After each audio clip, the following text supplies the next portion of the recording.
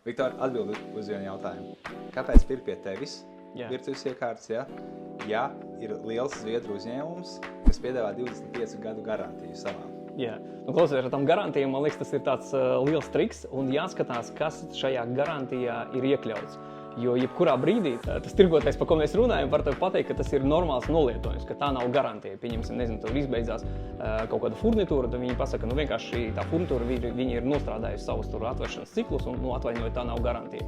Ja tev ir uzbriedusi fasāde vai korpusa materiāls, tā nav garantija. Un tad jautājums paliek, kas tad ir iekļauts tajā garantijā. Tāpēc, faktiski visdrīzāk tā garantija joprojām ir 2 gadi, kad tu vari tiešām nākt un lūgt salabot jebkas, kas ir salūzis, bet tālāk jau tas ir ražotāja vai tirgotāja tāda brīva izvēle, vai tev palīdzēt garantijas gadījumā vai pateikt, ka tā nav vienkārši garantija. Kā pie tevis ir ar garantijām?